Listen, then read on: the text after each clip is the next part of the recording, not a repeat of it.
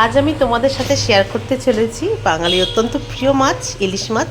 তো আমি ইলিশ সর্ষেটা আমি রেডি করেছি, তো কিভাবে করলাম আমি সেটা পুরোটাই আমি তোমাদের সাথে শেয়ার করছি। পুরো ভিডিওটা প্লিজ দেখার অনুরোধটি রইল। কড়াতে আমি প্রথমে দিয়ে নিচ্ছি কালো জিরে ফোড়নে। ফোড়ন থেকে একটা স্মেল বেরিয়েছে, এই সময় আমি এখানে দিয়ে নিচ্ছি একটু টমেটো কুচি। এখানে আমি দিয়ে নেবো এখানে কাঁচা লঙ্কা।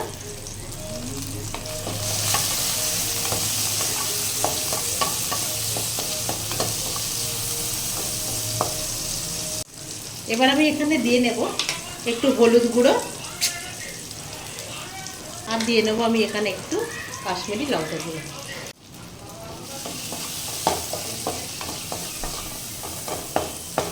এখানে আমি জাস্ট এখানে 1 মিনিটের মতন একটু নাড়িয়ে নিচ্ছি। এখানে আমি দিয়ে নেবো একটু নুন,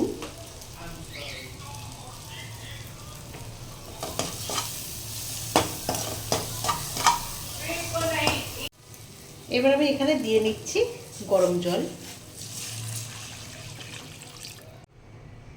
এখানে এই জলটা ফুটে উঠেছে, এবার আমি এর মধ্যে দিয়ে নেবো একে একে মাছগুলো।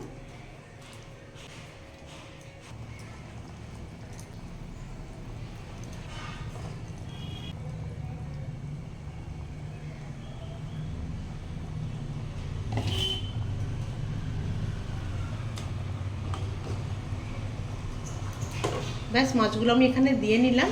এবার আমি এটাকে ঢাকা দিয়ে রাখবো কমপক্ষে 10 মিনিটের মতন। মাছটা আমি এবার খুলছি। মাছটা আমার এখানে মোটামুটি রেডি হয়ে গেছে। আমি এবার এখানে দিয়ে নেব সর্ষে। এটা কালো সর্ষে আছে, আমি ছেঁকে নিয়েছি। এটাকে দিয়ে আমি ঠিক একটু 2 মিনিটের মতন ফুটিয়ে নেব। মাছটা আমার এখানে একদম রেডি হয়ে গেছে, এবার আমি এটাকে নামিয়ে নেব। মাছটা আমি এখানে ঢেলে নিয়েছি। ঢালাটা দেখাতে পারিনি যেহেতু নরম মাছ, যদি আবার ভেঙে টেঙে যায় তো আস্তে আস্তে আমি ওই জন্য রেখে দিলাম, একটা প্লেটে রেখে দিলাম, কারণ তোমাদের তুলতেও সুবিধা হবে। তো মাছটা তো আমার এখানে রেডি হয়ে গেছে। তোমরা তো দেখলে।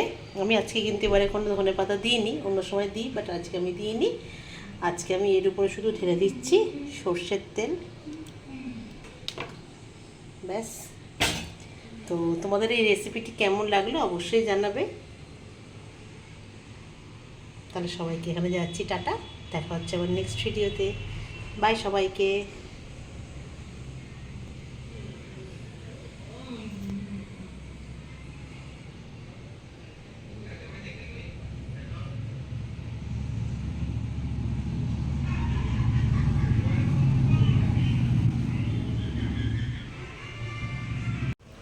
কড়াতে আমি এখানে দিয়ে নেব সর্ষের তেল। এবার আমি দেখাবো ইলিশ মাছের মাথা দিয়ে পুঁই শাক। এবার আমি এর মধ্যে আগে ভেজে নেব ইলিশ মাছের মাথাটা।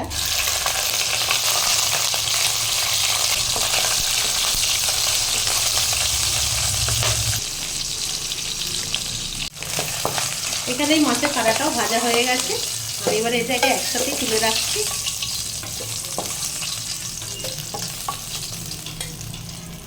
আমি সবগুলোকে একটা বোলে রেখে দিলাম। এবারে আমি কড়াতে দিয়ে নেব একটু কালো জিরে। অন্য সময় আমি তবু 5 ফোড়ন দিই ফোড়নে পুঁই শাক করলে, কিন্তু এখানে কিন্তু আমি দিচ্ছি না, এখানে শুধু আমি কালো জিরেটাই দিচ্ছি। এবার আমি এখানে দিয়ে নেব কাঁচা লঙ্কা।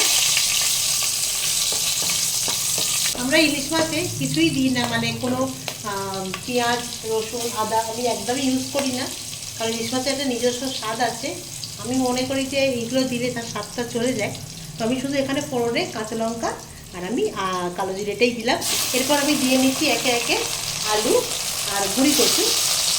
আমি গুঁড়ি কচু আর আলুটাকে কিন্তু এখানে একটা সিটি দিয়ে সেদ্ধ করে রেখেছিলাম, সেটাই আমি এখানে দিয়ে দিলাম। আমি এটাকে একটু ভেজে নেব। এবার আমি এখানে দিয়ে নেব একটু নুন, আর দিয়ে নেব আমি এখানে একটু হলুদ। তোমরা যারা পেঁয়াজ দিয়ে খাও একবার এইভাবে বানিয়ে দেখো।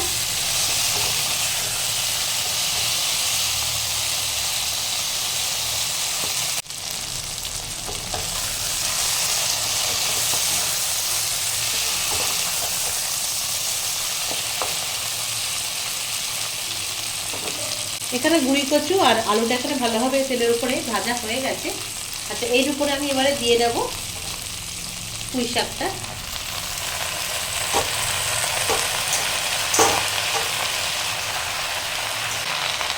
এবার এটাকে আমি একটুখানি নাড়িয়ে দিচ্ছি।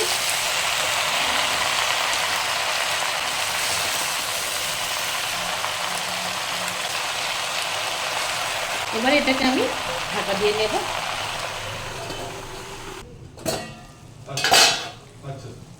পুঁই শাকটা আমার অনেকখানি দেখো কমেও গেছে।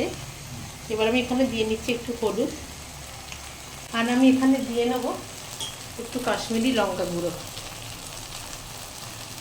আচ্ছা, এবার আমি এখানে দিয়ে নিচ্ছি ভেজে রাখা ইলিশ মাছের মাথাটা আর একটু তেল পোড়াটা। ওনাকে জিজ্ঞাসা করলেন না কেন?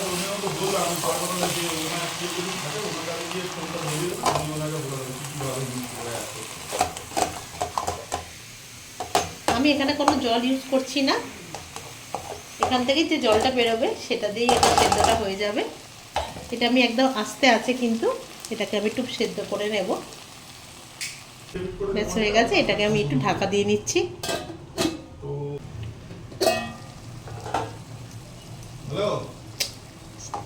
এটা আমার মোটামুটি এখানে কমপ্লিট হয়ে গেছে। সব শেষে আমি এখানে দিয়ে দিচ্ছি একটু সর্ষে, অল্পই দিলাম। এবার কেটে একটু মিক্স করে নিচ্ছি।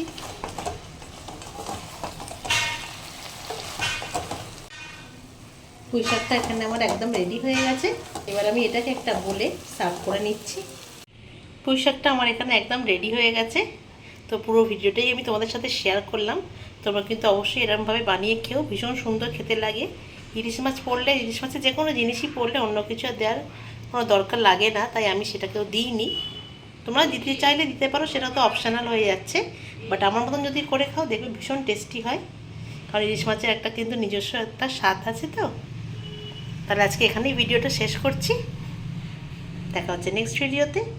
টাটা সবাইকে।